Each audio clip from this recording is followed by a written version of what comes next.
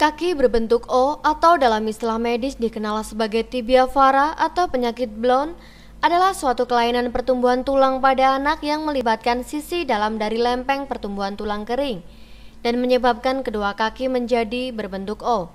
Kelainan ini menyebabkan kecacatan permanen yang mempengaruhi kualitas hidup penderita baik secara fungsi maupun kosmetik.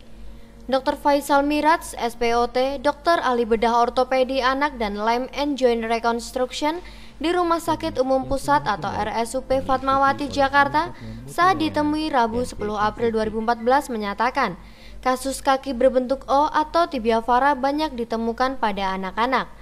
Hal itu bisa terjadi karena bayi sudah berjalan sebelum waktunya dengan penggunaan baby walker. Selain itu, obesitas dapat mengakibatkan kaki anak berbentuk O. Praktek ya, lebih spesifiknya pada ortopedi anak-anak itu banyak sekali kaki O kita temukan.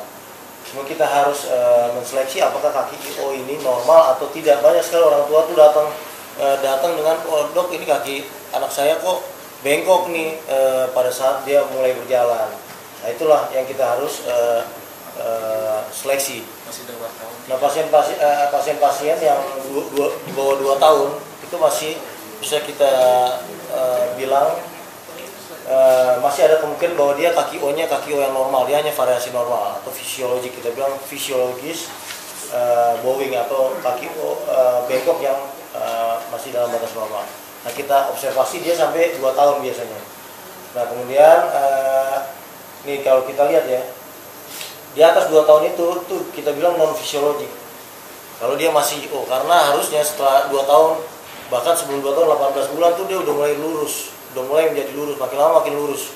Bahkan ada kecenderungan nanti pas ada losen pada mau remaja ini menjadi valgus.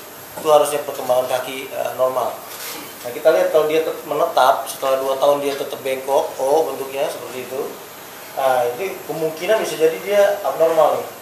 Faisal juga mengingatkan anak dengan kaki O masih harus diketahui terlebih dahulu apakah kaki anak normal atau tidak.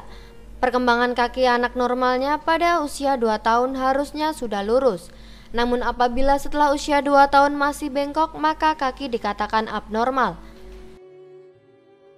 Dwi Putri, TV Kesehatan melaporkan.